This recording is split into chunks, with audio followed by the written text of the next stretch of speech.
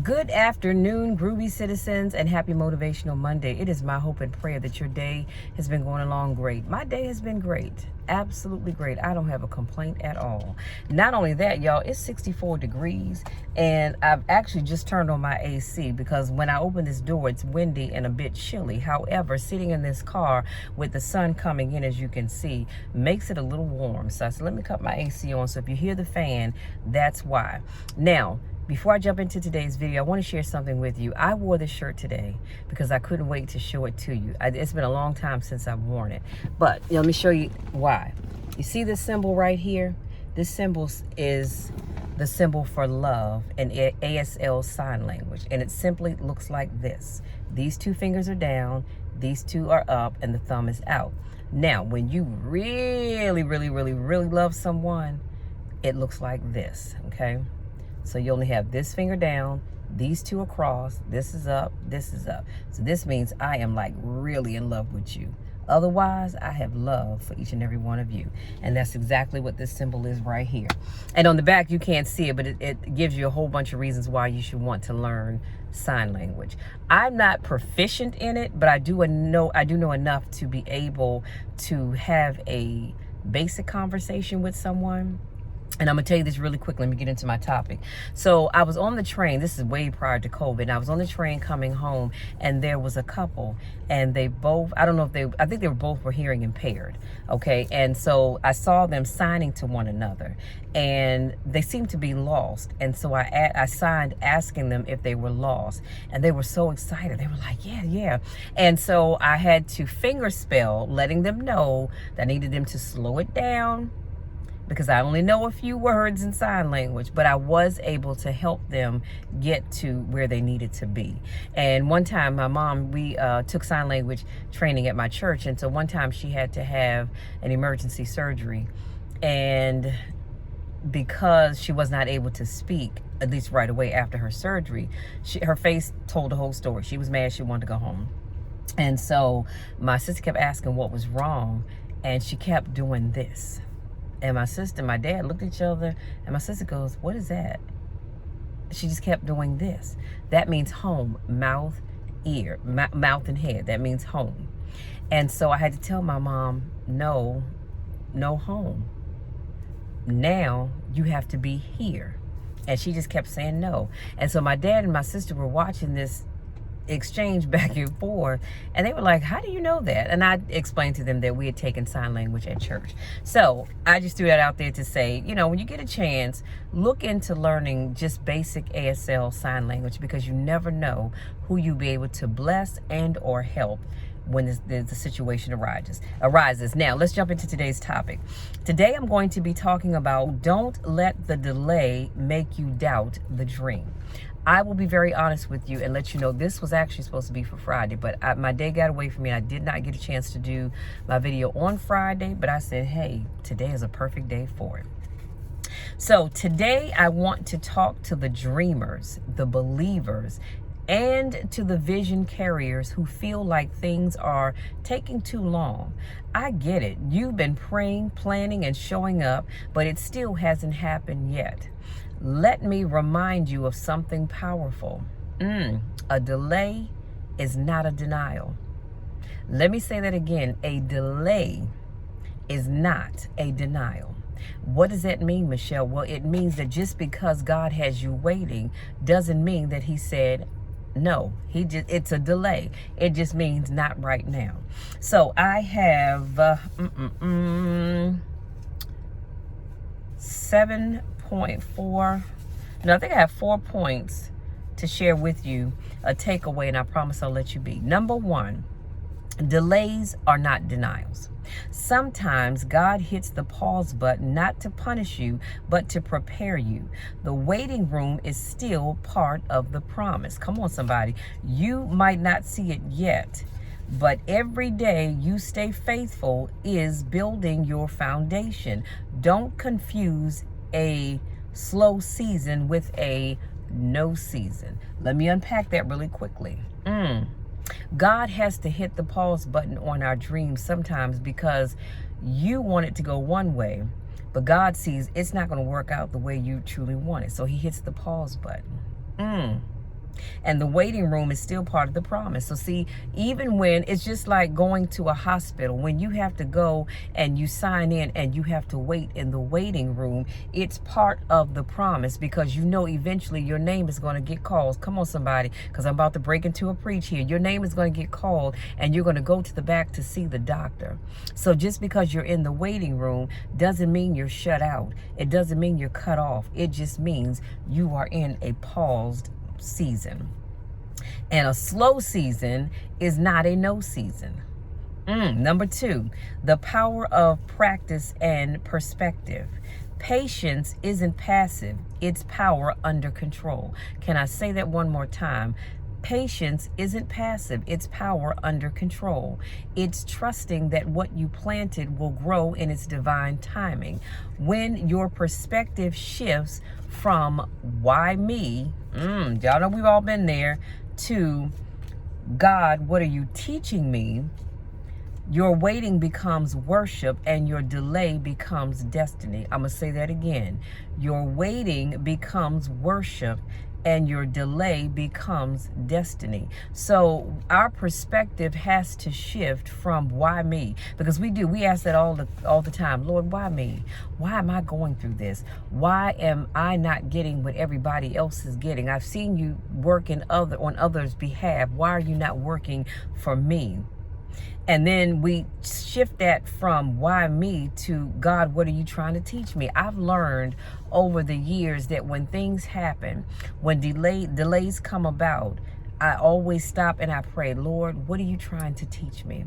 What is it that you want me to know? What is it that you want me to see? Because there's always a reason why God created that delay. And always remember that in your waiting becomes worship. Your waiting becomes worship. I'm going to say it again. Your waiting becomes worship and your delay becomes your destiny. As you're waiting, you can thank God in advance, and your delay will soon become the destiny that you've been waiting for. Number 3, use the waiting season wisely. Don't waste your waiting. Use this time to sharpen your skills, build your character, and prepare for the platform that you've been praying for. I think I'm going to say that again. Don't waste your waiting season. Use that to prepare for the platform that you've been waiting for. Write the vision, refine the idea, strengthen your spirit, because when your moment comes, and it will come, when your moment comes, and it will come, you will be ready to handle the blessing. Here's the problem. When you don't use the waiting season wisely, the blessing will come and you're not ready for it. Why? Because you didn't prepare. You put the blessing out in the atmosphere and you sat back with your arms folded like this, just waiting. And when it dropped in front of you, you were like, oh, wait a minute, hold up. I wasn't expecting this. I wasn't ready for this. Why? Because you did not prepare. See, in your waiting season, you need to be doing something. There's some behind the scenes work that needs to take place. So use that time wisely. And number 4, keep believing even when you don't see results. I think I'm going to say that again because somebody in the back of the room didn't hear me. Keep believing even when you don't see results. Faith isn't seeing, it's believing it before it shows up. Y'all, we've heard this all our lives in Sunday school, Bible study, sermon after sermon after sermon. Faith is not about what you can see. If you can see it, that's not faith. It's something else, but it's not faith. Faith is the thing that you cannot see. Faith is saying, Lord, I believe that you're going to send on my spouse. Lord, I believe you're going to start that business. Lord, I believe that you're going to open doors. Lord, I believe that you're going to close doors. Lord, I believe you're going to put the right people in my life. It hasn't happened yet, but you are believing that it will. That is faith. And the Bible says all we need to do is have faith the size of a mustard seed. Do you know how tiny that is? That's like this. All you need is that much faith. I'm thankful I have big faith. I dream big because I believe that God is a big God and he can do big things. But faith, it's not seeing, y'all. It's believing for that thing before it even shows up. So keep showing up even when the numbers don't match the effort. Keep trusting even when doors seem closed. And remember this, y'all, remember this, lean in. You can't cancel what God has already confirmed.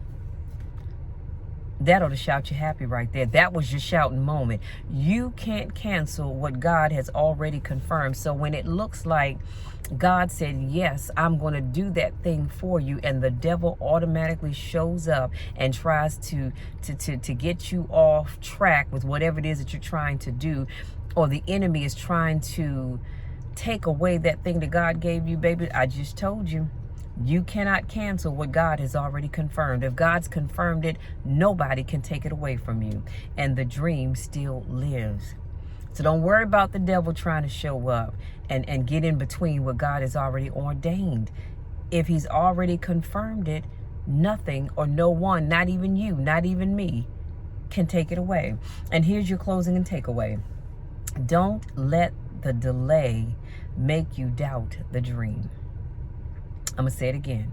Don't let the delay make you doubt the dream. You're closer than you think.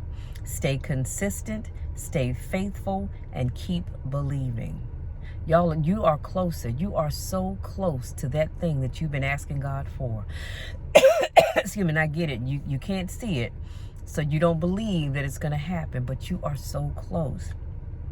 So let me pause for a moment to say that if this video has encouraged you today, I need you to drop a "My dream is still alive" in the comments for me. Would you be so kind to do that? If what I've shared with you has encouraged you or inspired you to keep running and run on to see what the end is going to be, I need you to drop a "My dream is still alive" in the comments section. And then I want you to share this video with someone who needs the reminder that their delay is divine. So, having said that, y'all, until next time, keep shining, keep believing, and keep becoming. Don't you give up. You've come too far. You have come too far to give up now. I'm trying to think, oh God, the name just escapes me at the moment. I can see his face in my mind's eye, but the song says, I've come too far to give up now. You've come too far from where you started from to give up now. All because God has hit the pause button on your dreams, on your goals, on your desires. Don't give up. Keep pushing forward. Y'all, that's it. That's all I have. If you're new to my channel, I want to say welcome. Excuse me. Thank you so much for joining me. If this is not your first rodeo, welcome back. You know I'd miss you when I don't get a chance to see you. Go out there, enjoy the rest of this beautiful day, no matter where you go or what you do. Have fun, but be safe. And remember that you are just in your waiting season. That delay is not a denial. That's just God saying, hold up, pump the brakes. I need you to do a little more research on this thing. Or he's saying, let me work some things out over here where you can't see. I'm working things out over there. You can't see it. And you don't know what's ahead of you. That thing ahead of you is trying to wipe you out. So let me pause you right here. Let me handle that. And then I'm going to come back and release the pause button, and your blessings are going to flow, as the Bible says, such that we might not have room enough to receive them all. I am hoping and praying that that is the case for both you and I sooner rather than later. Y'all, I love you so much. Go out there, enjoy this day. Continue to pray for me, because I'm always praying for you, and watch God change things. I love you to the moon and back. Take care, and we'll talk again on Wednesday.